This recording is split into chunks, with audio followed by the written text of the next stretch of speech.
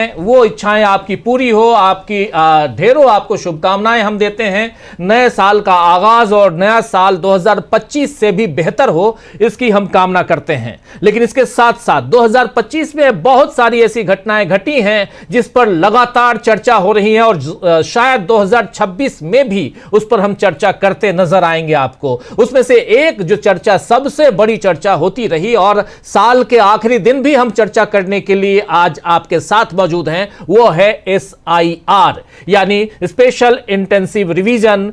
वो voter list में जो विशेष गहन पुनरीक्षण का काम चल रहा है उस पर चर्चा लगातार जारी है और उसकी चर्चा आज करने को फिर से हम मजबूर हो गए हैं, इसलिए क्योंकि आज TMC के मुख्य अधिकारी कह लें या TMC के एक बड़े नेता अभिषेक बनर्जी, आप जानते हैं कि अभिषेक बनर्जी जो हैं वो कितने कद्दावर हैं, इससे अंदाजा लगा सकते हैं कि उनका पहला परिचय वो ममता बनर्जी के भतीजे हैं, पहला परिचय। इसके बाद वो TMC से आते हैं, इसके बाद वो महासचिव हैं, जनरल सेक्रेटरी हैं अपनी पार्टी के।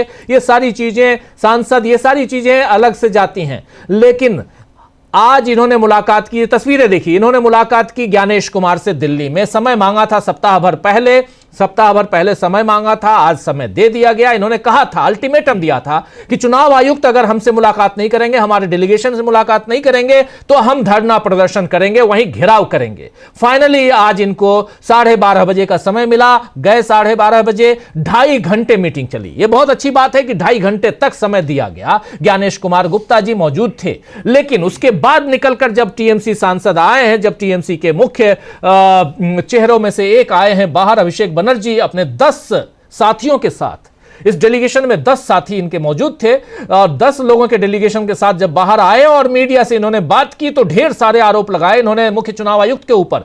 पहला आरोप, इन्होंने कहा कि चुनाव आयुक्त को लग ही नहीं रहा था कि यह चुनाव आयुक्त हम लोगों के लिए भी चुनाव आयुक्त है, यह सिर्फ और सिर्फ बीजेपी के चुनाव आयुक्त हैं। ऐसा लग रहा था जैसे, और ये उंगलियां दिखा दिखा के हम लोगों की तरफ बात कर रहे थे, ऐसा लग रहा था जैसे हमें धमका रहे हो।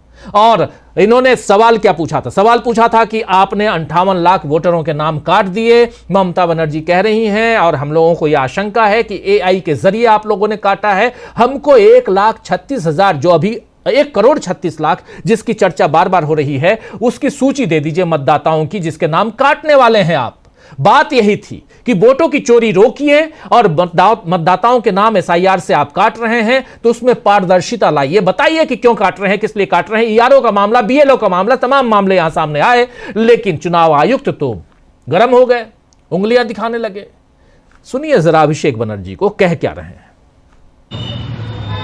आज तृणमूल कांग्रेस की तरफ से 10 मेंबर ऑफ पार्लियामेंट और वेस्ट बंगाल गवर्नमेंट के senior cabinet minister, 10 members election commission के फुल बेंच के साथ, चीफ इलेक्शन कमिश्नर और 2 इलेक्शन कमिश्नर, इनके साथ हमारा एक मीटिंग पहले से तय था। तो 8-10 मुद्दों पे आज बात हुआ है और 12 बजे की मीटिंग शुरू हुआ, अभी 2:45 बज रहे हैं, 2.5 घंटा मीटिंग चला है। 10 मुद्दे पे जो आज हम लोग बात किया है, पिछला बार जब हम लोग आए थे, हमारा पिछला 1 महीना पहले 28 नवंबर को एक 10 लोगों का डेलीगेशन आया था, उसमें 5 सवाल चुनाव आयोग से किया गया था, इलेक्शन कमीशन से किया गया था, जिसका पिछला बार एक भी सवाल का सटीक जवाब नहीं मिला। उसी दिन रात को कुछ पत्रकारों को सिलेक्टिवली लीक किया गया इलेक्शन कमीशन की तरफ से कि इलेक्शन कमीशन ने हर सवाल का जवाब दिया। उसके तुरंत बाद मैंने एक ट्वीट किया कि तृणमूल कांग्रेस के पास डिजिटल एविडेंस है और एक भी सवाल का एक भी जवाब इलेक्शन कमीशन पिछला बार नहीं दिया है। इस बार भी हम लोग 10-11 पॉइंट्स लेके आए थे और 2-3 पॉइंट छोड़ के कहीं कोई क्लैरिटी नहीं मिला। मैं उनको SIR पे सवाल पूछता हूं तो वो चले जाते हैं सिटीजनशिप पे। मैं उनको डिलीशन पे सवाल पूछता हूं तो वो चले जाता है इलेक्शन का फॉर्म 7 फिल करो। किसी का भी कोई कॉन्क्रीट जवाब एक एक इशू जो हम लोग उठाए हैं मैं सारे पत्रकारों के सामने बताना चाहता हूं।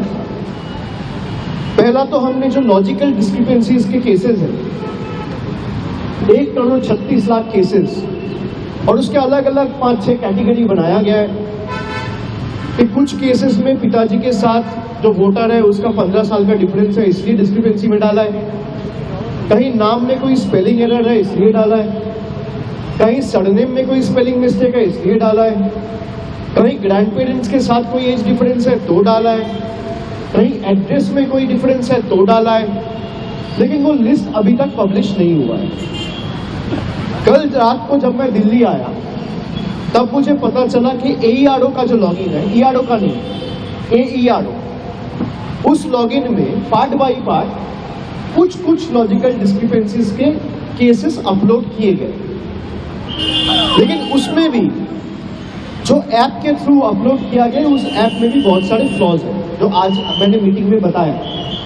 जैसे ही आप लॉजिकल डिस्क्रिपेंसीज के कोई केस में जाते हैं तो वहां पे 4 ड्रॉप डाउन आते हैं।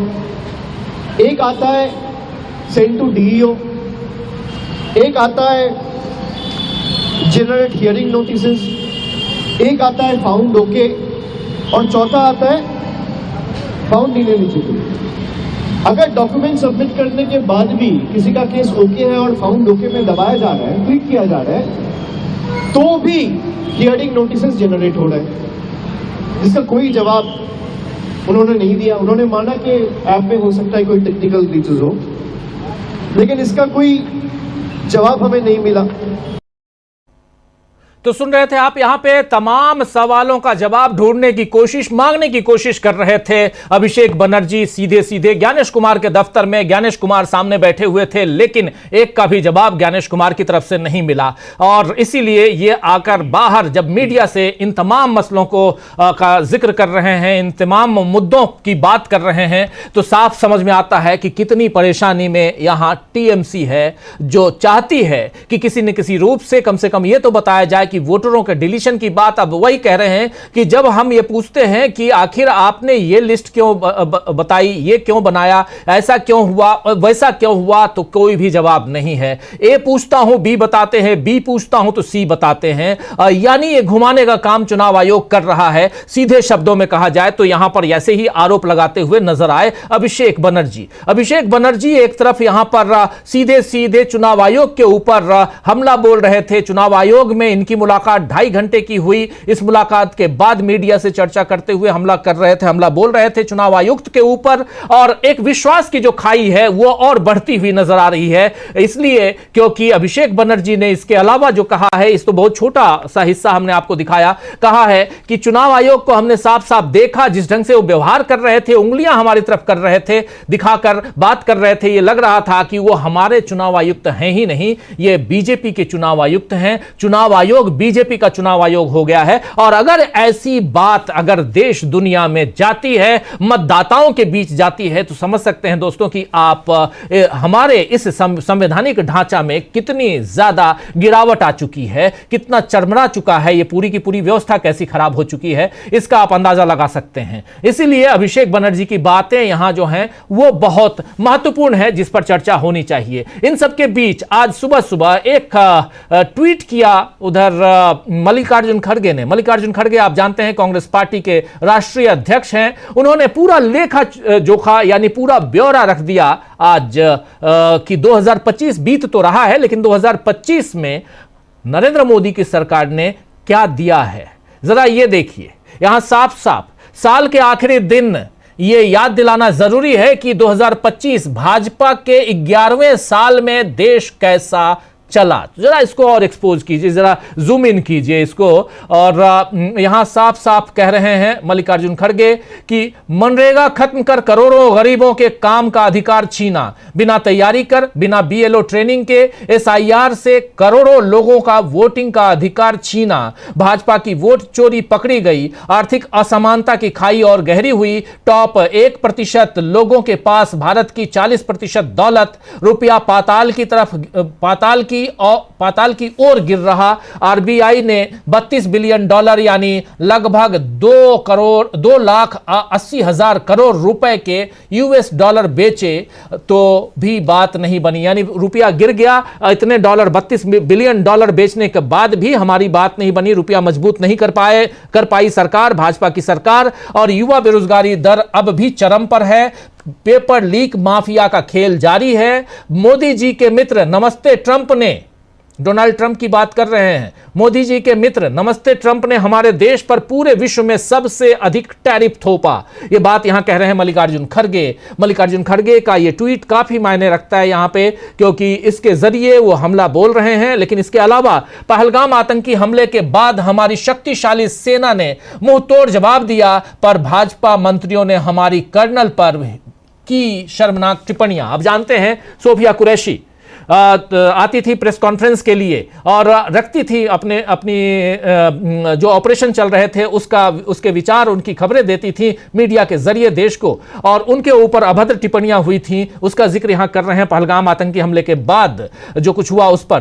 तो उसके आगे कहते हैं यहां मल्लिकार्जुन खड़गे कि राष्ट्रपति ट्रंप ने कम से कम 60 बार किया मध्यस्थता का दावा, अब तो चीन ने भी मध्यस्थता की बात की है और मोदी जी हैं मौन। लेकिन अभी तक मोदी मौन है। मणिपुर में मोदी और शाह की नाकाम पर्दा डालने के लिए राष्ट्रपति शासन लगाया गया। जो नाकामी थी उस पर पर्दा डालने के लिए राष्ट्रपति शासन लगा दिए। मणिपुर में महंगाई से कोई राहत नहीं, जीएसटी कम करना केवल आंकड़ेबाजी निकली। दलितों, आदिवासियों, पिछड़े वर्गों और अल्पसंख्यकों पर अत्याचार बढ़े, यहां तक सुप्रीम कोर्ट के सीजेआई तक को भी नहीं बख्शा गया। ये लिख रहे हैं। आप याद कीजिए कैसे जूता फेंका गया था और कितनी अभद्र टिप्पणियां होती रही हैं सीजेआई के ऊपर।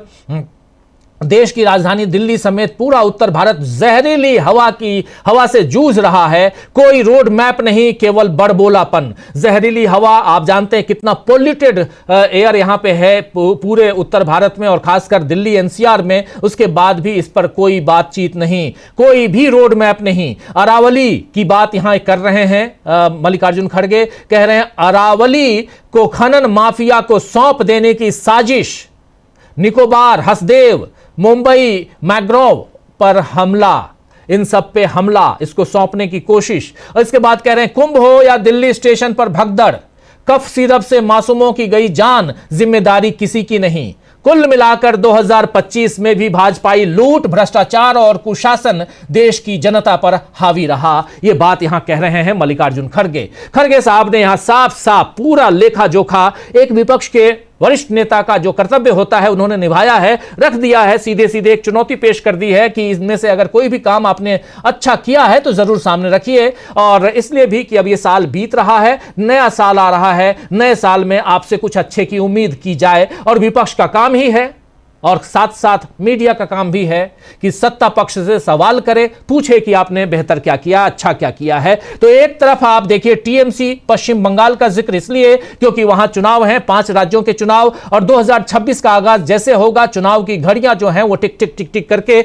हमें वहां तक ले जाएंगी जहां से चुनाव का आगाज हम देखेंगे। और उसको कवर डीबी लाइव हमेशा की तरह अच्छे से करेगा, आप तक ग्राउंड रिपोर्ट खूब सारा लेकर आएगा। लेकिन ऐसी रिपोर्ट्स का इंतजार आप कीजिए। लेकिन उन सब के बीच आज की रिपोर्ट, आज के इस न्यूज पॉइंट में हम थोड़ा सा रिकैप करने की कोशिश करेंगे पूरे इस 2025 साल को, और साथ साथ जो एसआईआर एक बड़ा मुद्दा है जिस पर गहमा गहमी का आलम है, और इन सब के बीच जिन मुद्दों का जिक्र यहां पर किया है मल्लिकार्जुन खड़गे ने, उन मुद्दों पर भी बात जरूरी है। यानी मल्लिकार्जुन खड़गे और अभिषेक बनर्जी की बातों से इस चर्चा की अब शुरुआत करते हैं। हमारे साथ कुछ वरिष्ठ साथी जुड़े हुए हैं, उनसे पहले आपका परिचय करवाता हूं और आगे बढ़ते हैं। देखिए इस वक्त हमारे साथ 4 वरिष्ठ साथी जुड़े हुए हैं। इधर स्टूडियो में 2 साथी हैं हमारे, प्रशांत टंडन जी हैं और समीर आत्मज मिश्र जी हैं, आप दोनों का स्वागत है। उधर इलाहाबाद से यानी प्रयागराज से जुड़े हुए हमारे साथी सुनील शुक्ला जी हमारे साथ हैं, और उधर भोपाल से जुड़े हुए हमारे साथी डॉक्टर राकेश पाठक जी।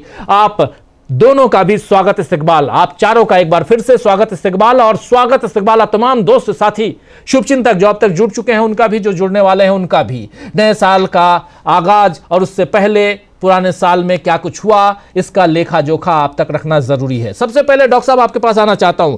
अभिषेक बनर्जी जो बातें कर रहे हैं, अभी आप सुन रहे थे, बहुत सारी खबरें बातें पढ़ चुके होंगे उनके बारे में, इस डेलीगेशन के बारे में और इस डेलीगेशन की ज्ञानेश कुमार से मुलाकात के बारे में आपकी टिप्पणी।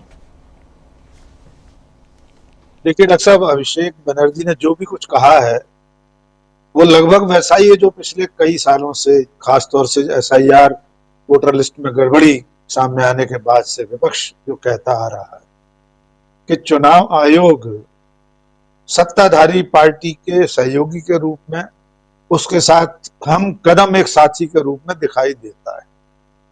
अभिषेक बनर्जी ने बाकायदा पूरा नजारा बता दिया किस तरह बात की जा रही थी, उंगलियां दिखाकर, किस तरह अपमानजनक रवैया रहता है। हमें नहीं भूलना चाहिए कि जिस दिन संसद भवन से 300 सांसद ज्ञापन देने जा रहे थे, तब भी चुनाव आयोग ने मिलने के लिए कोई मौका नहीं दिया और उससे पहले ही दिल्ली की पुलिस ने विपक्ष के तमाम नेताओं को हिरासत में ले लिया था। चुनाव आयोग ऐसा क्या है जिसके चलते सरकार की और भारतीय जनता पार्टी की इतनी ठकुर सुहाती करता रहता है? वो लोगों की समस्याओं पर बात करने को तैयार नहीं होता, लोगों के सवालों के जवाब देने को तैयार नहीं होता। ऐसी कौन सी नस दबी है जो चुनाव आयोग जैसी स्वायत्त शासी संस्था और उसके मुखिया को सत्ता के चरणों में इस कदर डाल रखा है कि वो लोकतंत्र की असली आवाजों को सुनने को तैयार नहीं। एक मजेदार वीडियो अभी वायरल हो रहा है ट्विटर पर, मैंने देखा। भारतीय जनता पार्टी के कोई पूर्व विधायक है ढाका विधानसभा, संभवतः बिहार में कोई ढाका विधानसभा है, वे आंकड़ों के साथ, संख्या के साथ बता रहे हैं। हमारी टीम चाहेगी तो हम थोड़ी देर में वो वीडियो भी दिखा देंगे। वे बता रहे हैं कि चुनाव हार गए, वे भूतपूर्व विधायक बताया गया उनको बीजेपी, कि उनके विधानसभा क्षेत्र में इतनी इतनी संख्या में लोग विदेश में थे, उनका वोट डल गया। इतने लोग मर चुके थे, उनका वोट डल गया। जिंदा थे, वे वोट डाल नहीं पाए।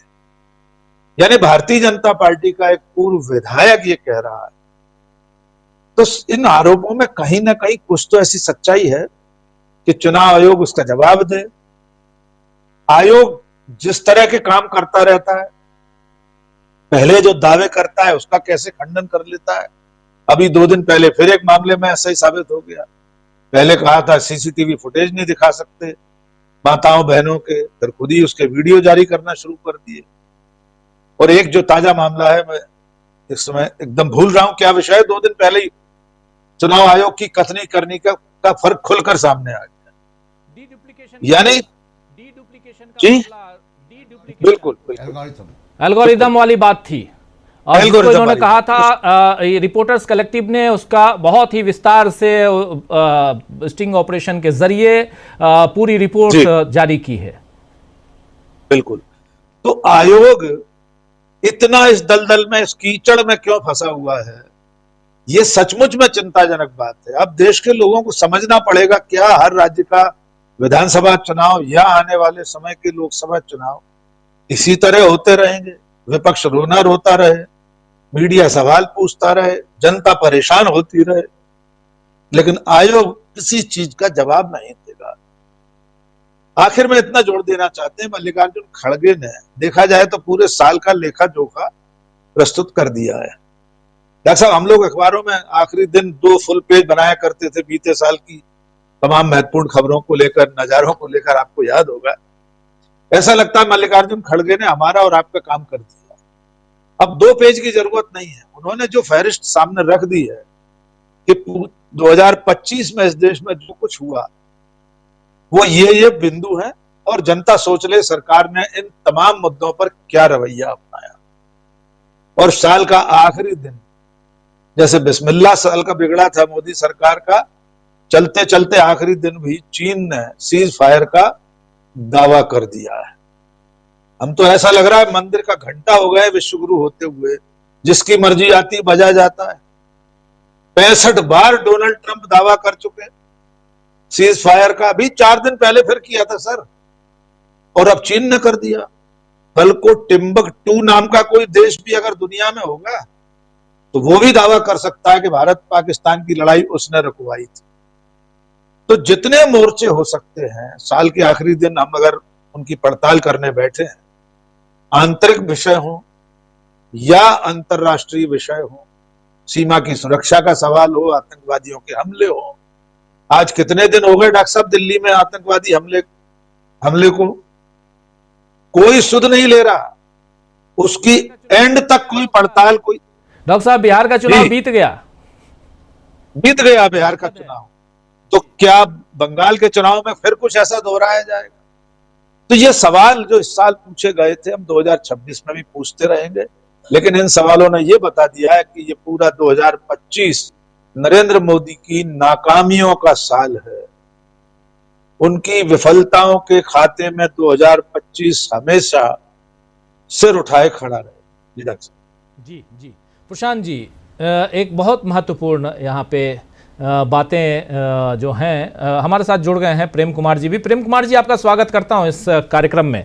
और बहुत महत्वपूर्ण हम लोग चर्चा कर रहे हैं प्रशांत जी, जिसमें अभिषेक बनर्जी से शुरुआत हमने की भी आज। अभिषेक बनर्जी ने जो आरोप लगाए हैं, जो बातें कही, 2.5 घंटे की मीटिंग, कुछ भी नहीं मिला, कह रहे हैं कुछ भी नहीं, कोई आश्वासन नहीं। कैसे देखा जाए चुनाव आयोग को, चुनाव आयोग के इस रवैये को? और अब चूंकि वहाँ के जनप्रतिनिधि, एक बार के नहीं बल्कि 3 बार के सांसद अभिषेक बनर्जी अगर ये सीधे आरोप लगा रहे हैं तो बहुत दुखदाई है ये। जी देखिए, आज 2025 का आखिरी दिन है और अभिषेक बनर्जी जो बात कर रहे हैं वो पूरे 2025 में जो गतिविधियां चली हैं उसका सार है। ये अभिषेक बनर्जी अकेले भुक्तभोगी नहीं है। आप याद कीजिए कि उन्होंने राहुल गांधी के लिए भी ऐसे ही उंगली उठाया, कहा था 1 हफ्ते का समय दे रहा हूँ, एफिडेविट करें या माफ़ी मांगें, ये इसी तरह बोला था उंगली उठा के। और उसी वक्त जब ये विपक्ष के लोग जब गए, तमाम विपक्ष के नेता चुनाव आयोग के पास, इंडिया गठबंधन के नेता, उसी शाम कॉन्स्टिट्यूशन क्लब में एक बैठक चल रही जिसमें मैं भी था और वहाँ मेरी मुलाकात हुई दीपांकर भट्टाचार्य जी से, जो कि CPI-ML के महासचिव। उन्होंने एग्जैक्टली यही बात की 3 महीने पहले की, बिहार के चुनाव के पहले की बात है राजीव जी। और उन्होंने उस वक़्त भी यही कहा कि ज्ञानेश कुमार हम लोगों से उंगली उठा के बात कर रहा था और उन्होंने पॉइंट आउट किया कि आप ये उंगली नीचे कीजिए। तो ये ज्ञानेश कुमार क्या अपने आप को भारत का वायसराय समझ रहा है? भारत के संविधान में सबसे बड़ा संवैधानिक ऑफिस भारत का नागरिक है, उससे बड़ा कोई संविधान का ऑफिस नहीं है। संविधान शुरू वहीं से हो रहा है, we the people of India, हम भारत के लोग। तो जो भारत के लोग हैं उनसे बड़ा नहीं है। ये जनता द्वारा चुनी गई सरकार का इंतज़ाम करने की सरकार होती है और जनता चुनाव कैसे करे उसका आपको इंतज़ाम करना। आप मैनेजर हो, आप मालिक नहीं हैं जनता के। लेकिन जिस तरीके से ज्ञानेश कुमार की गतिविधियां हैं और उसके पहले राजीव कुमार जी की गतिविधियां थी, ये दोनों बहुत ही शर्मनाक हैं। अभी आपने चर्चा की किस तरह से एल्गोरिथम जो है वो हो रहा था। पहली बार ऐसा हो रहा है कि इतने बड़े पैमाने पर वोट काटे जा रहे हैं। 2003 में भी राजीव जी ये हुआ था, SIR नहीं हुआ था, इंटेंसिव रिवीजन हुआ था। तब उसका नाम SIR नहीं था, SIR का कोई कानूनी प्रावधान है ही नहीं। ये मामला सुप्रीम कोर्ट में अभिषेक मनु सिंह भी उठा चुके, कई और वकीलों ने भी उठाया। लेकिन आप देखिए कि उस वक़्त मुझे याद है कि 2003 में BLOs ने, EROs ने फ्लाईओवर के नीचे सोने वाले लोगों को भी पूछ कर उनके नाम जोड़े थे, बेघर लोगों के नाम जोड़े थे जी, और उनके मकान नंबर 00 नहीं लिखे थे। तो सवाल ये है कि आप इतने बड़े पैमाने पर लोगों को नाम काट रहे हैं। ये नाम काटना क्या है, ये मताधिकार से वंचित करना है, जिसके लिए देश की आज़ादी लड़ी गई। आज़ादी क्यों लड़ी गांधी जी ने, भगत सिंह क्यों झूल गए फांसी पे, तमाम लोग जेलों पे क्यों गए, कितने लोगों ने शहादत दी, जलियांवाला बाग हुआ, क्या था कारण, क्या था कि हमको हमारे देश की सरकार चुननी है, हमको वायसराय नहीं चाहिए। अब ज्ञानेश कुमार वायसराय बन गए कि हम आपको चुनने का अधिकार ही नहीं देंगे। आप सोचिए कि उत्तर प्रदेश में अभी तक जो खबरें आ रही हैं कि लगभग 2,90,00,000 लगभग 3 करोड़ लोगों के नाम कट चुके हैं। बिहार में हम लोगों ने देखा कि 79 लाख लोगों के नाम कट गए, लगभग 1 करोड़ लोगों के नाम कट गए बिहार में। जी, बंगाल में यही हो रहा है। कुल मिला के 10 करोड़ लोगों के नाम आप काट देंगे भारत के मतदाता सूची से। तो इतने बड़े पैमाने पर मताधिकारों का काटने का मतलब है कि आप साजिश कर रहे हैं भारत की लोकतंत्र को डिरेल करने की।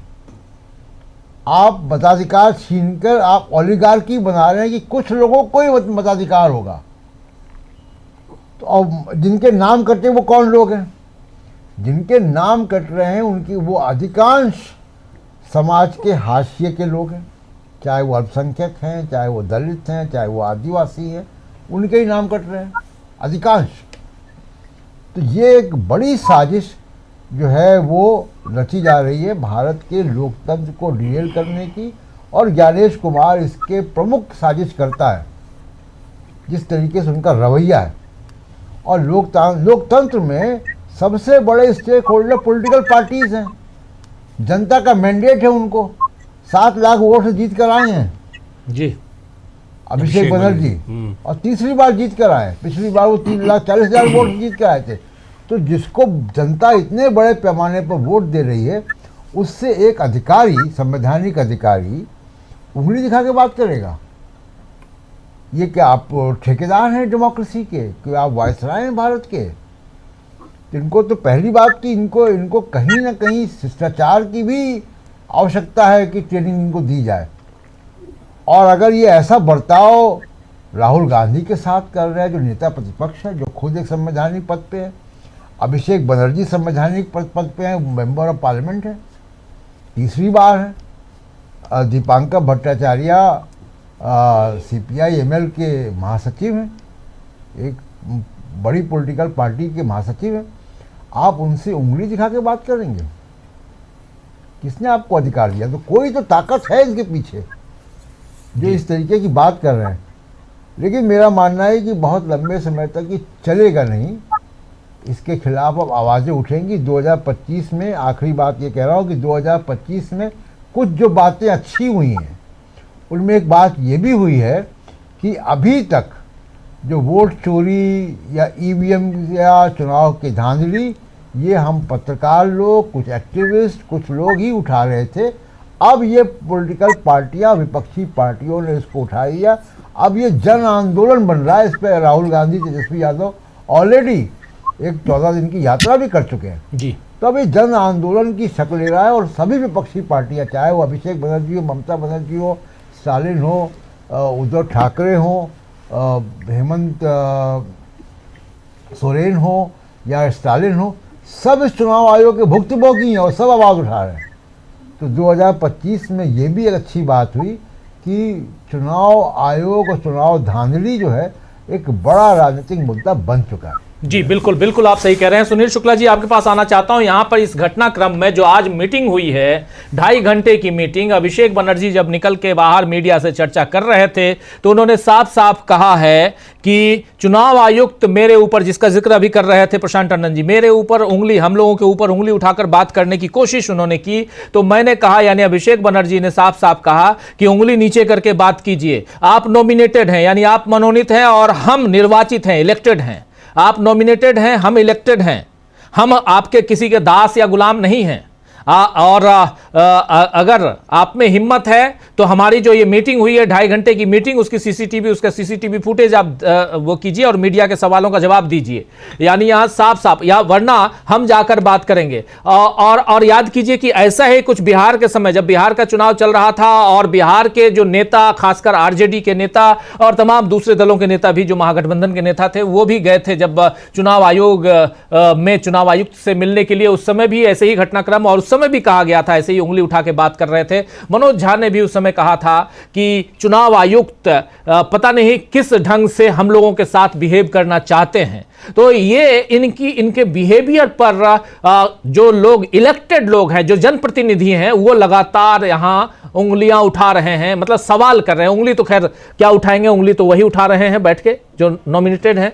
लेकिन यहां नॉमिनेटेड वर्सेस इलेक्टेड की जो बात है, यह बहुत इंपॉर्टेंट बात यहां अभिषेक बनर्जी ने की है। और इसी से चर्चा जरा आपके जरिए शुरू करना चाहता हूं, जिसमें ये साल अब बीत रहा है सुनील शुक्ला जी, लेकिन साल बीतते बीतते क्या देकर जा रहा है? क्या ये कि हम चुनाव आयोग पे भरोसा करना छोड़ दें, या ये कि चुनाव आयोग के जो पर्दे हैं, जो परत, जो प्याज के पत्तों की तरह, एक एक प्याज की जो परतें हैं, पत्ते नहीं परतें, जो खुलते हैं वैसे खुल रहा है अब। और बहुत सारी बातें जो अभी तक अपने को पता नहीं थी, वो पता चल रही हैं कि आखिर अंदर खाने चल क्या रहा था अभी तक। धन्यवाद राजीव जी। निर्वाचन आयोग समाप्त हो रहे वर्ष के दौरान उसके विश्वसनीयता को लेकर के उठे हुए सवालों का जवाब देने में पूरी तरह से विफल रहा है। आम लोगों के मन में, राजनीतिक दलों के साथ साथ आम लोगों के मन में भी निर्वाचन आयोग के कामकाज को लेकर के संदेह गहरे हुए हैं, और पूरी की पूरी निर्वाचन प्रक्रिया को लेकर के एक बड़ा वर्ग है समाज का जो जिसके मन में तरह तरह के संदेह पैदा हुए हैं।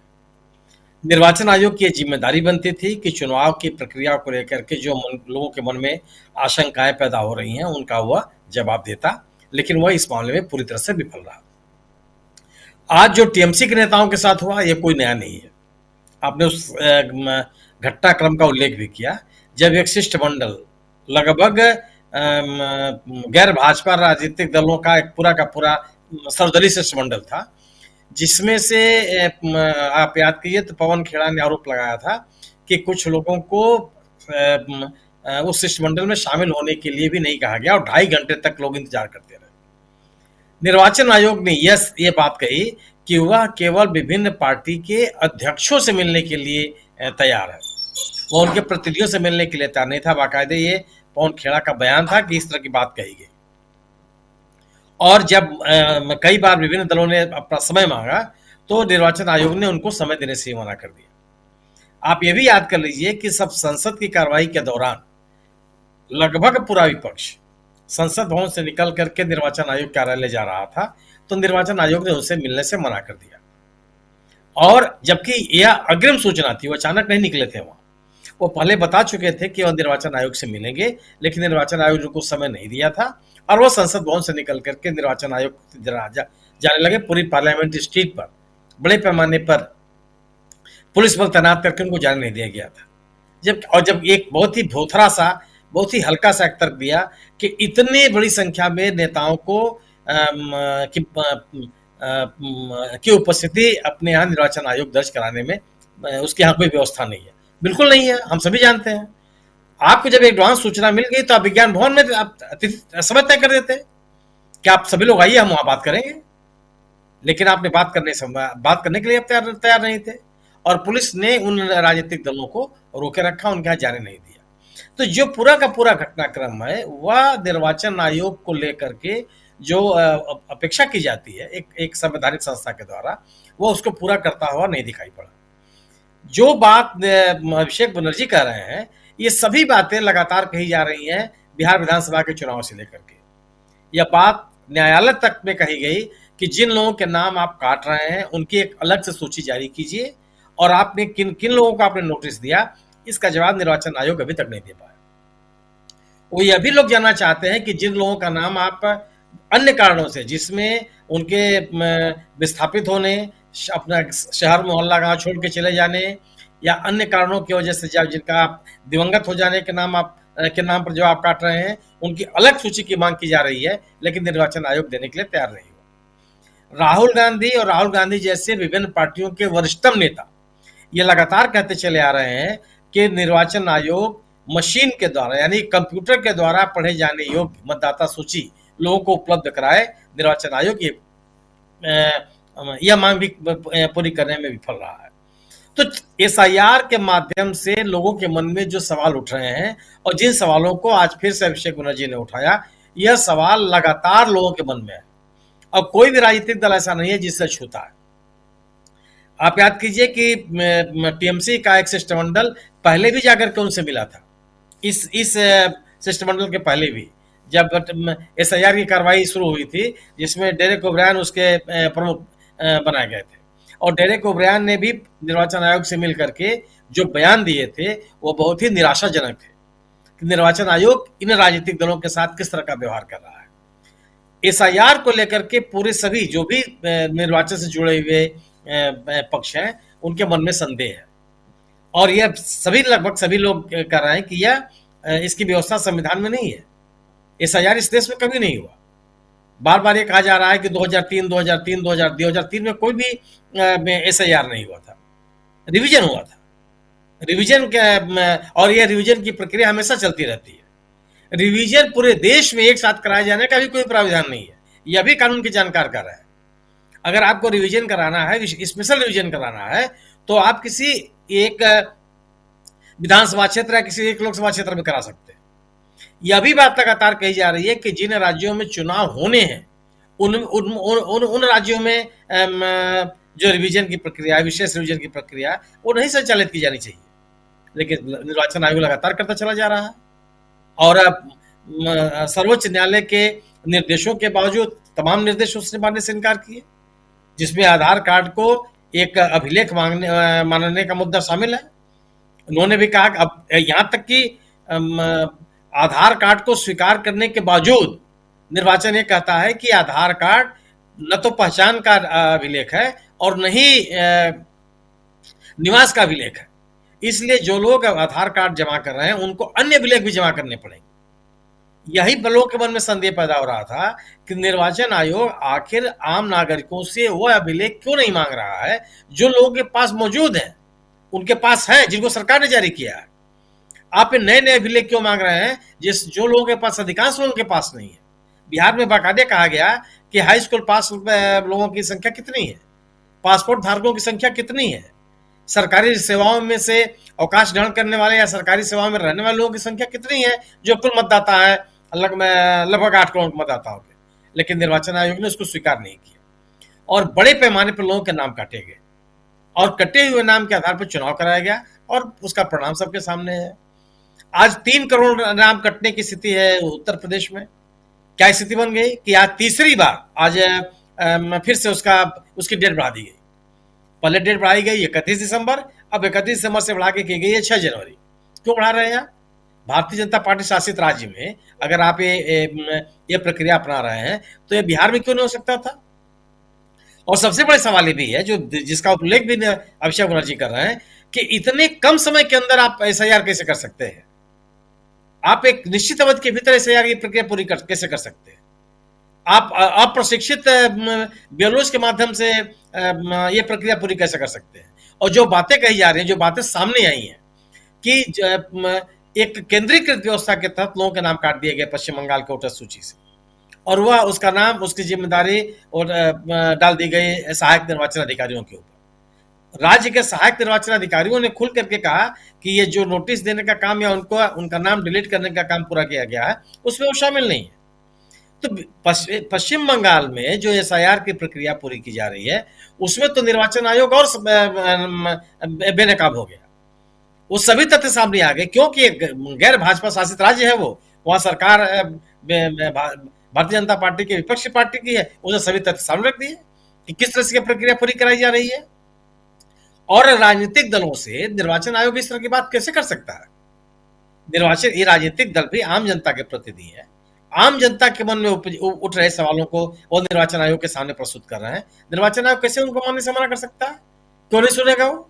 आप धमकी भरे शब्द तौर तरीके से कैसे बात कर सकते हैं, जो उन्होंने राहुल गांधी के बारे की तरह से बात की? हालांकि बाद में उन्होंने अपना रवैया बदल दिया, क्योंकि राहुल गांधी ने भी उनको छोड़ा नहीं, और कर्नाटक का, महाराष्ट्र का, हरियाणा का सभी मसले ला करके सामने रख दिया कि निर्वाचन आयोग के जो कामकाज है वो किस तरह से आपत्तिजनक है, किस तरह से उसको लेकर के लोगों के मन में सवाल है, और जो दावे कर रहा है निर्वाचन आयोग वह दावे कितने निरर्थक है। अगर आप दावे कर रहे हैं कि डिलीशन किए गए हैं जो एक ही लोगों के नाम कई जगहों पर है, ये भी खोखला साबित किया राहुल गांधी ने। आप एक ही व्यक्ति का नाम, एक ही और भी विदेशी महिला का नाम आप 50 जगह, 60 जगह, 70 जगह, 200 जगह पर कैसे हो सकता है? कौन सी प्रक्रिया अपनाए हुए हैं? तो जो एसआईआर की प्रक्रिया या निर्वाचन आयोग के द्वारा चुनाव संचालित करने के जो तरीके अपनाए जा रहे हैं उसको लेकर के जो राजनीतिक दलों के मन में सवाल हैं, उन सवालों का जवाब निर्वाचन आयोग नहीं दे पाया है। और निर्वाचन आयोग को लेकर के राजनीतिक दलों, इस देश के आम नागरिकों, सिविल सोसाइटी के लोगों के मन में जो विश्वास पैदा हो रहा है यह खाई और चौड़ी हुई है और यह दुर्भाग्यपूर्ण स्थिति है। निर्वाचन आयोग की जिम्मेदारी बनती है कि वह इन जो सवाल राजनीतिक दल उठा रहे हैं उनका जवाब वो दे। अगर वो उनका जवाब नहीं देता और वो तरह तरह के आरोप लगाता है, जिस शैली का उल्लेख कर रहे हैं अभिषेक बनर्जी कि आप राजनीतिक दलों के साथ अमर्यादित आचरण करेंगे, तो ये तो कतई उचित नहीं है। सवाल है कि ठीक है, निर्वाचन आयोग एक संवैधानिक संस्था है, राजनीतिक दल भी तो एक संवैधानिक संस्था है, राजनीतिक दल के नेता भी तो जनता के प्रतिनिधि हैं। संवैधानिक संस्थाओं से उम्मीद थोड़ी की जाती है कि आप राजनीतिक दलों के साथ इस तरह का व्यवहार करेंगे। कैसे कर सकते हैं आप अगर राजनीतिक दलों के सवालों का जवाब नहीं देंगे तो क्यों नहीं देंगे? आपकी जिम्मेदारी बनती है। निर्वाचन में पारदर्शिता की बात संवैधानिक तौर पर क्यों कही गई कि निर्वाचन को लेकर के लोगों के मन में कोई सवाल पैदा ना हो? आप ऑब्जर्वर भेजते हैं, क्यों? आप फिर ऑब्जर्वर भेजने की क्या आवश्यकता है आपको? बड़ी लाखों करोड़ रुपया खर्च होते हैं, आप फिर एक आदमी से सब काम करा लीजिए। अगर आप पारदर्शिता के लिए बड़े पैमाने पर ऑब्जर्वर भेजते हैं, अकाउंट्स के लिए आप अलग से ऑब्जर्वर भेजते हैं, सुरक्षा के लिए अलग से ऑब्जर्वर क्यों भेजते हैं? इसीलिए तो कि चुनाव को लेकर के आम नागरिकों के मन में किसी तरह का संदेह न हो। तो जो सवाल राजनीतिक दल उठा रहे हैं उन सवालों का जवाब न देकर के निर्वाचन आयोग अपने को बेनकाब कर रहा है। निर्वाचन आयोग के मन में जो लोगों के मन में संदेह है उन संदेहों को निर्वाचन आयोग को तत्काल दूर करना चाहिए। अभिषेक बनर्जी ने जो बातें कही हैं वह निश्चित रूप से यह एक तरह की चेतावनी है निर्वाचन आयोग के लिए कि वह इसको गंभीरता से ले, अन्यथा राजनीतिक दलों के द्वारा ये बात जो कही जाएगी निश्चित रूप से निर्वाचन आयोग के कामकाज को लेकर के आम लोगों के मन में जो संदेह है और वो बढ़ता चला जाएगा, जो किसी भी लोकतांत्रिक प्रक्रिया के लिए ठीक नहीं है। जी बिल्कुल सही आप कह रहे हैं, ये ठीक नहीं है जो कुछ हो रहा है। चुनाव आयोग को भरोसा कायम रखना होगा और जनता, और खासकर अभिषेक बनर्जी कह रहे थे कि पहले जो जनता है वो उसको वोटर बनाया जाता था और वो फिर अपने प्रतिनिधि को चुनते थे, लेकिन अब स्थिति ये हो गई है कि जनता को खुद वोटर बनना पड़ रहा है। पहले उनके पास चुनाव आयोग आता था, अब ये चुनाव आयोग के पास जा रहे हैं। कैसे यहाँ पर बिल्कुल उल्टी गंगा बहाई जा रही है। ईवीएम से इनका ये भी कहना था अभिषेक बनर्जी का कि ईवीएम मेन जो चोरी है वोटों की वो महत्वपूर्ण है, यहाँ सीधे सीधे वोटर लिस्ट की चोरी हो रही है। ईवीएम की चोरी तो बहुत छोटी चीज है, वोटर लिस्ट की चोरी हो रही है। इसके अलावा उंगली उठाना और ये तमाम बातें हुई ही। प्रेम कुमार जी, जल्दी से आपके पास आना चाहता हूं, फिर इधर स्टूडियो में हमारे साथी समीर जी भी हैं, इनके पास भी आता हूं। प्रेम कुमार जी, कैसे आप देखते हैं अभिषेक बनर्जी के और साल का आखिरी दिन आज और सीधे सीधे चुनाव आयोग से आमने सामने, ये कहें तो इनकी दो टूक उधर, लेकिन यानी टीएमसी की दो टूक, क्या चुनाव आयोग पर ये बातें कुछ छाप छोड़ के आएंगी? चुनाव आयोग कुछ यहाँ अपने आप को सुधारता हुआ नजर आता है आने वाले साल में? जी शुक्रिया राजीव जी। चुनाव आयोग को कई बार प्रतिनिधिमंडल राजनीतिक दलों का उनसे मिला और चुनाव आयोग ने राजनीतिक दलों को एक बार तो बाहर ही बिठाया कि हम मिलेंगे ही नहीं, चुन के मिलेंगे, कुछ लोगों से मिलेंगे। हरियाणा का आपको याद होगा जी। तो चुनाव आयोग राजनीतिक दलों से मिलना भी नहीं चाहता और मिलने के बाद नेताओं को जो उचित सम्मान है वो भी नहीं देना चाहता। तो अभिषेक बनर्जी, चूंकि अभी पश्चिम बंगाल में चुनाव हो रहा है, तो अभिषेक बनर्जी उन बातों को झेल रही हैं जो अब तक दूसरे लोग झेलते रहे हैं। लेकिन अभिषेक बनर्जी जो बात बोल रहे हैं कि अब जो प्रक्रिया बदल गई है, अब वोटर सरकार नहीं चुन रही है, बल्कि चुनाव आयोग वोटर को चुन रहा है कि कौन सरकार चुनेगा। ये जो हालात बने हैं, तो ये बात अभिषेक बनर्जी आज बोल रहे हैं, लेकिन नई बात नहीं बोल रहे हैं। ये इस साल के मध्य में कांग्रेस ने इस बात को, राहुल गांधी ने इस बात को, मल्लिकार्जुन खड़गे ने, अभिषेक मनु सिंघवी ने इस बात को बहुत मजबूती से कहा है। अब लेकिन साल के जाते जाते भी ये सवाल महत्वपूर्ण और महत्वपूर्ण बनता चला गया है, और आखिरी दिन भी ये सवाल उठ रहा है कि भारत की डेमोक्रेसी में ये जो बदलाव के लक्षण दिख रहे हैं, ये आत्मघाती लक्षण है। संसदीय चुनाव के हिसाब, प्रजातंत्र के हिसाब से ये बहुत ही खतरनाक बात है।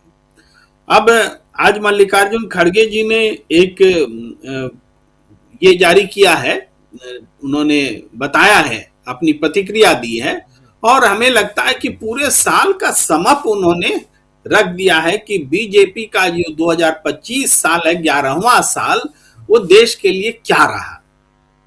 भाई इस साल इसलिए याद किया जाएगा कि मनरेगा को खत्म कर दिया गया और करोड़ों लोगों के काम का अधिकार, राइट टू वर्क, को छीन लिया गया।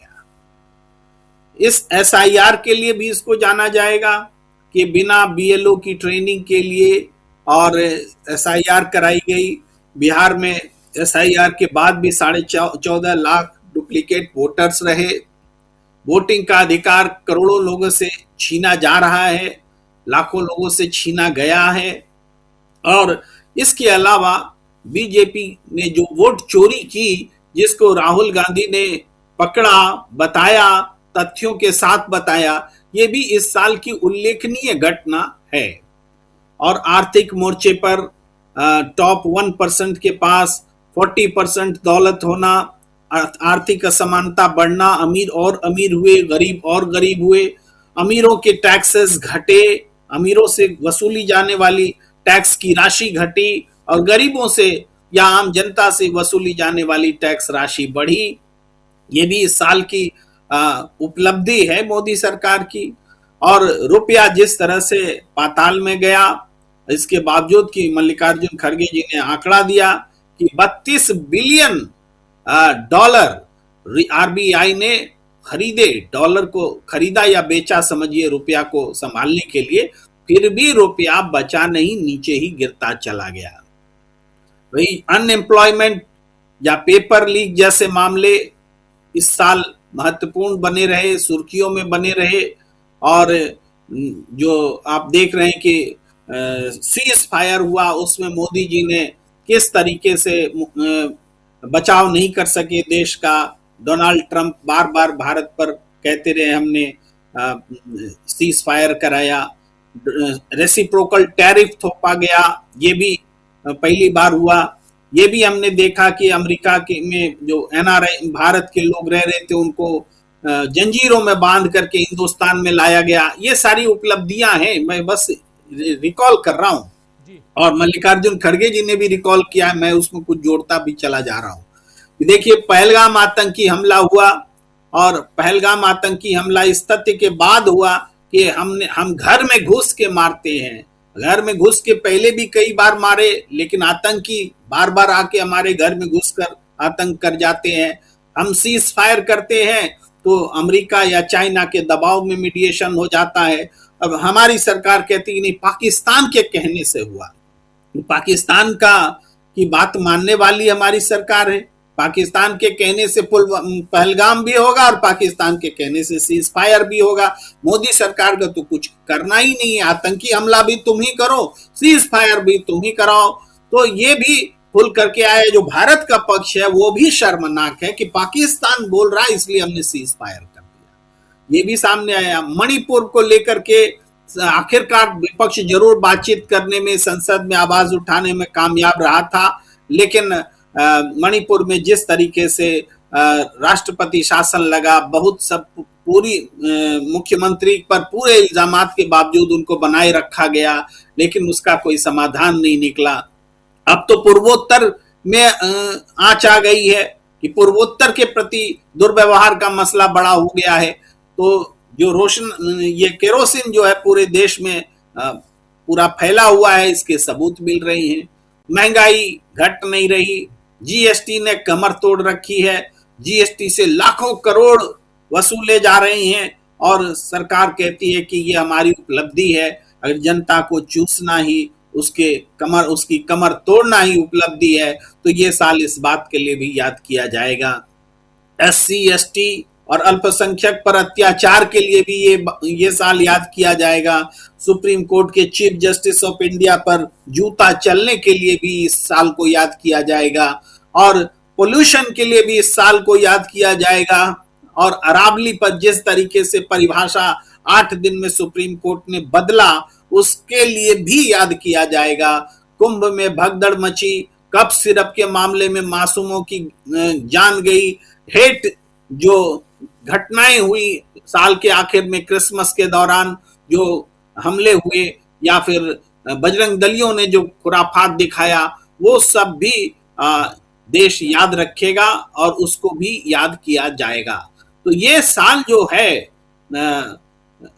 राजीव जी, इतना इन चीजों को हम रिकॉल करके हमने बस याद दिलाना चाहा और बहुत अच्छे से मल्लिकार्जुन खड़गे जी ने इसको बजाबते ट्वीट करके दिखाया है।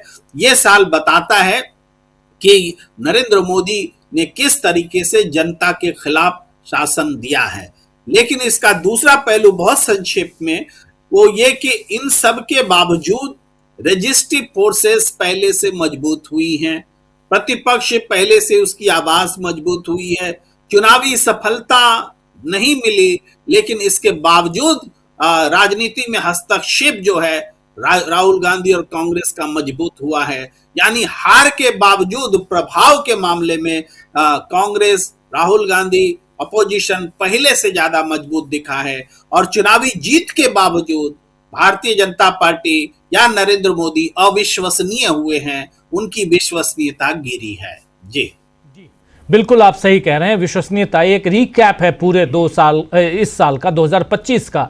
लेकिन इसके अलावा जो आज आखिरी दिन जो कुछ हुआ उसमें टीएमसी का डेलीगेशन मिलने गया था अभिषेक बनर्जी की लीडरशिप में, उनके नेतृत्व में, और लेकिन वहाँ ज्ञानेश कुमार के साथ 2.5 घंटे की मीटिंग में जो कुछ निकल के आया वो बताने के लिए जब बाहर आए तो चौंकाने वाले उन्होंने खुलासे किए, बातें बताई, जिसमें उंगली उठाकर उनकी तरफ, डेलीगेशन की तरफ बात करते हुए ज्ञानेश कुमार का जिक्र किया इन्होंने और साफ साफ कहा कि ज्ञानेश कुमार जिस ढंग से बिहेव कर रहे थे वो कतई नहीं लग रहा था कि एक जनप्रतिनिधि से, जनप्रतिनिधियों की टोली से या उस डेलीगेशन से बात कर रहे हों। लेकिन इसको अगर देखा जाए 2026 के लिहाज से तो इसको कहाँ पाते हैं आप समीर जी?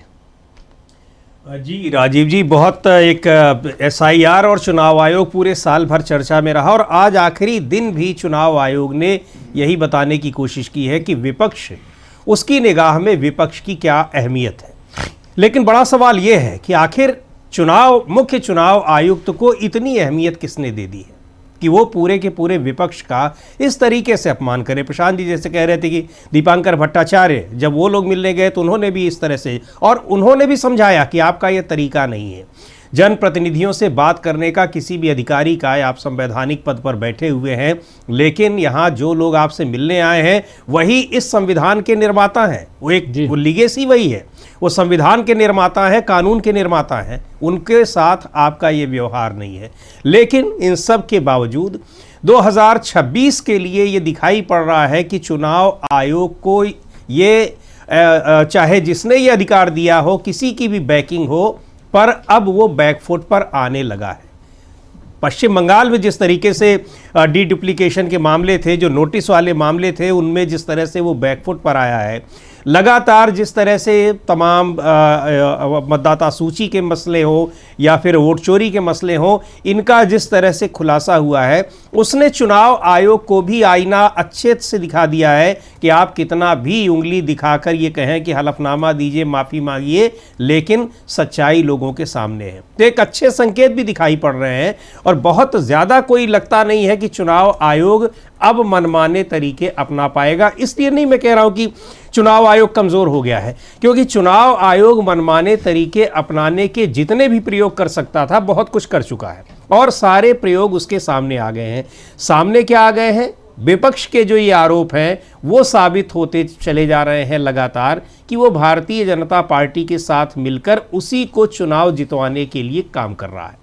तो ये चीज़ें सामने आई हैं और इसका असर दिखाई पड़ रहा है। अब देखते हैं, हालांकि बिहार में तो एसआईआर के ज़रिए जो कुछ करना चाहता था चुनाव आयोग उसने कर लिया है, लेकिन अभी मामला सुप्रीम कोर्ट में है। सुप्रीम कोर्ट में बहस आखिरी दौर की अभी बाकी है और ये सारी चीज़ें भी उसमें आएंगी। अब एक ये चीज़ भी जुड़ गई है राजीव जी कि किस तरीके से राजनीतिक दलों के साथ बर्ताव है चुनाव आयोग का।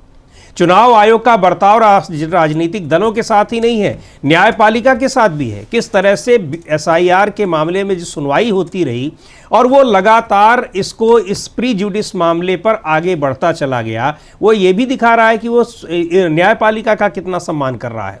तो ये जो न्यू इलेक्शन कमीशन अपने को बता रहे हैं ज्ञानेश कुमार जी, अब उनके लिए एक चुनौती बड़ी है और ये कहीं न कहीं ये बौखलाहट भी दिखा सकती है, बौखलाहट का भी नतीजा हो सकता है जो वो इस तरह से बर्ताव कर रहे हैं, इस तरह से बातचीत कर रहे हैं। 3 बार के सांसद, उनसे जितने लोग मिलने गए हुए थे सब चुने हुए जनप्रतिनिधि हैं, बड़े नेता हैं और डेरेक ओब्रायन थे, उसमें बहुत सारे सीनियर लीडर्स हैं, वो आपके सामने गए हुए हैं, लेकिन आप उनके साथ इस तरह से बात कर रहे हैं। और सब ऐसा नहीं है, कानूनी और संवैधानिक मुद्दों की जानकारी रखने वाले लोग हैं।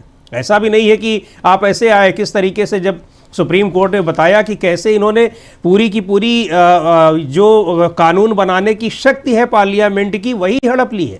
अब तो ये इन सारे मुद्दों पर कहीं न कहीं चुनाव आयोग बैकफुट पर है। 2026 में कुछ बेहतर नतीजे आएंगे।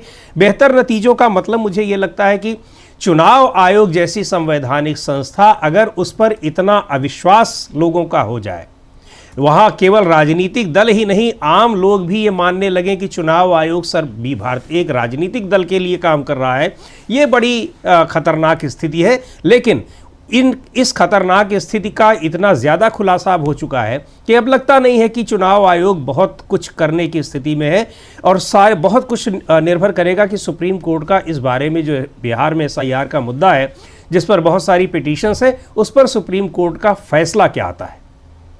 ये बहुत इंपॉर्टेंट आप बात कह रहे हैं कि आखिर जो सुप्रीम कोर्ट का फैसला आना है वो फैसला क्या आता है, इस पर सब निर्भर करेगा। और लगातार बहुत लंबी सुनवाई चल रही है सुप्रीम कोर्ट में एसआईआर को लेकर। बिहार एसआईआर से इसकी शुरुआत हुई थी सुनवाई की, लेकिन उसके बाद जब इधर 12 राज्यों के एसआईआर की शुरुआत हुई तो उसके अगेंस्ट भी केरल सरकार आई, पश्चिम बंगाल सरकार आई और तमिलनाडु की सरकार भी आई है। इन सरकारों ने जो याचिकाएं लगाई थी उसके अलावा जो 11 याचिकाएं पहले लगी थी जिसमें अलग अलग मसलों पे, और सबसे बड़ी बात प्रशांत जी यहां पर यह थी कि आखिर इसकी संवैधानिकता पर ही सवाल उठ रहे थे कि संवैधानिक तौर पर एसआईआर करवाना सही है या गलत है। Representation of the people act 1950 का हवाला देते हुए बहुत सारे सवाल उठाए गए हैं उसमें, उस पर अभी चर्चा तो चल रही है। लेकिन अभी कोर्ट से बाहर सड़कों पे और चुनाव आयोग के अंदर जो कुछ चल रहा है, वो जो घमासान चल रहा है,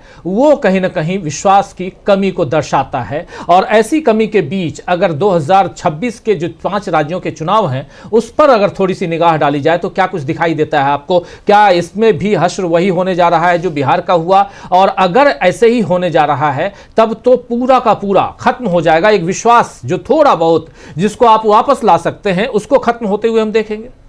चुनाव आयोग से ज़्यादा जिसकी साख जो है दांव पे है वो सुप्रीम कोर्ट है।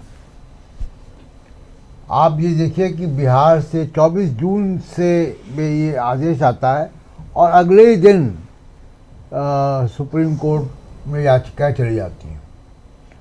एक आधार कार्ड को जोड़ने के अलावा सुप्रीम कोर्ट ने कोई मटीरियल जिसको कहें कि कन्विंसिंग हस्तक्षेप इसमें नहीं किया।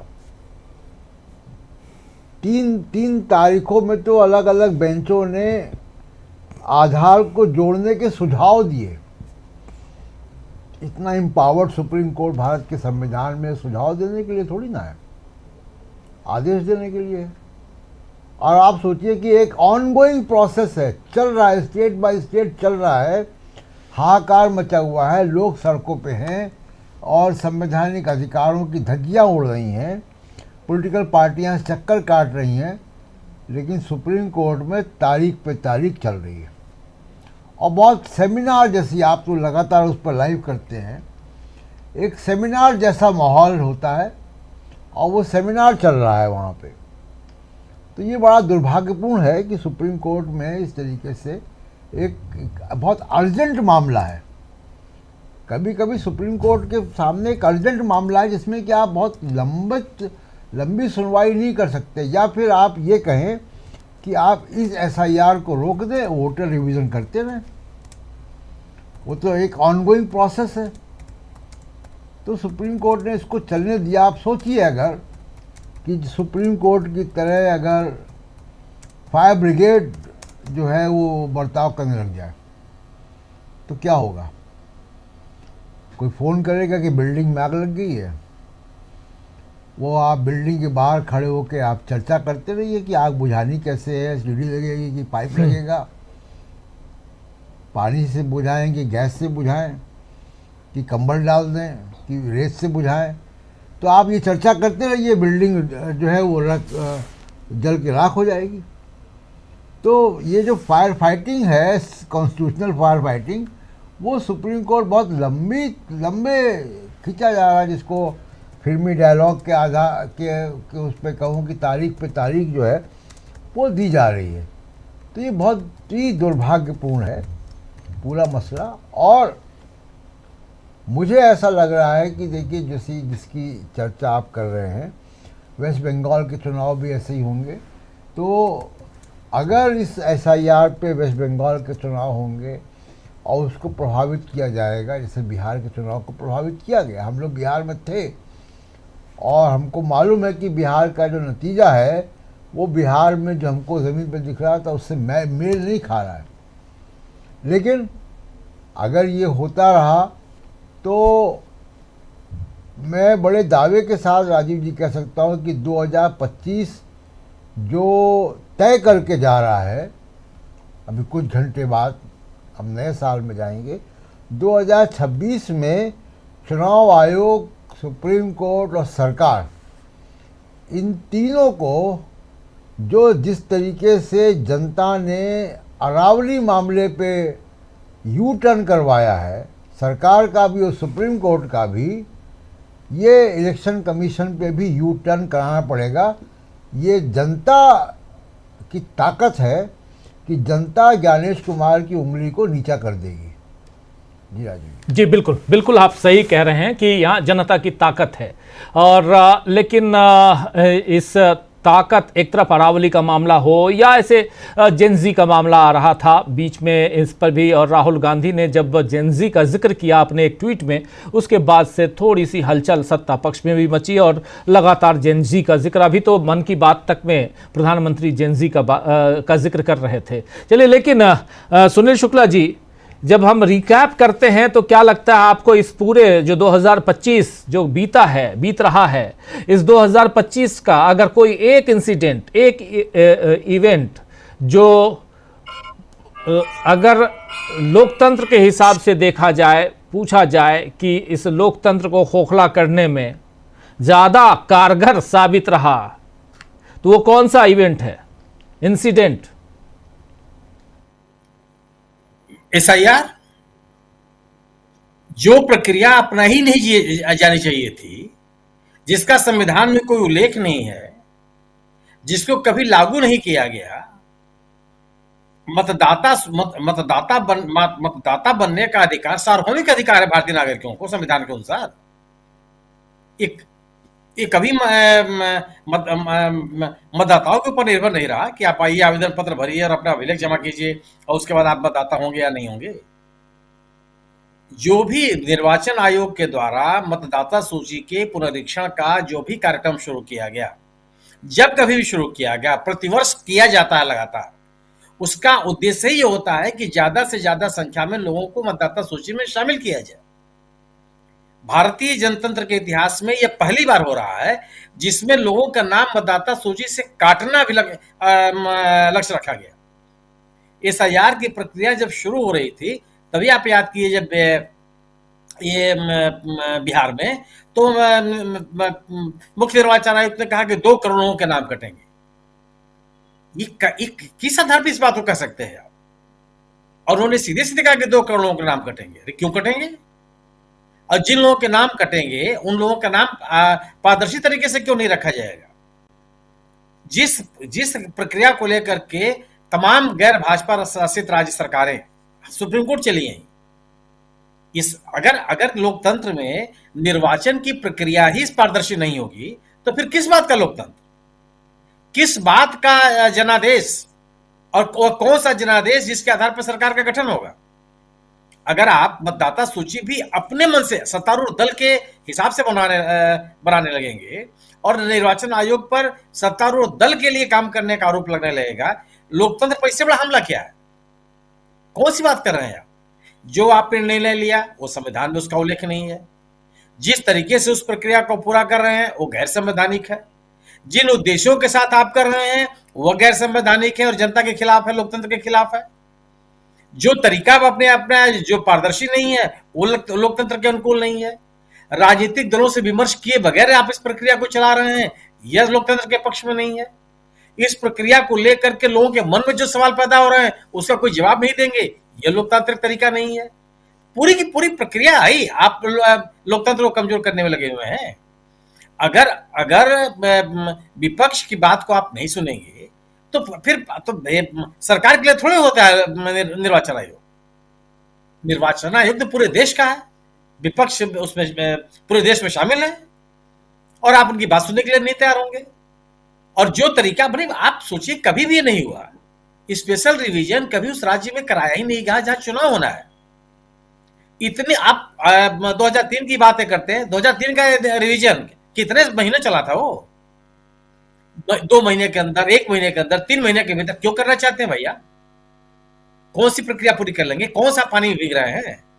सबको समय दीजिए, सब अपने हिसाब से इस प्रक्रिया को पूरी कर लीजिए।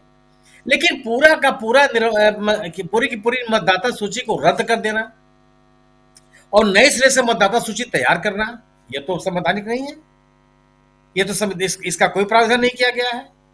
मतदाता सूची एग्जिस्ट करेगी, उसमें उसको अद्यतन किया जाएगा। अद्यतन करने की प्रक्रिया में जो लोग दिवंगत हो चुके होंगे उनके नाम कटेंगे, जिन लोगों के नाम, जो लोग शामिल नहीं है उनका नाम जोड़ा जाएगा। और नाम जोड़े जाने की भी जिम्मेदारी निर्वाचन आयोग की होगी। निर्वाचन आयोग घर घर जाएगा, वह खुद इस बात का भौतिक सत्यापन करेगा कि कौन व्यक्ति किस मोहल्ले में और किस मोहल्ले के किस घर में रह रहा। यह काम तो आम मतदाताओं के ऊपर नहीं छोड़ा जा सकता था, आपने ऊपर तरीका अपना लिया। और दुनिया के किस देश में प्रक्रिया अपनाई जाती है? हमारे यहाँ अब 1952 में अगर ये प्रक्रिया अपनाई गई होती तो मतदाता सूची नहीं बनती, अब चुनाव ही नहीं होता, लोगों के पास तो कुछ भी नहीं था। ये साबित करना मुश्किल हो जाता कि आप भारत के नागरिक हैं या नहीं है।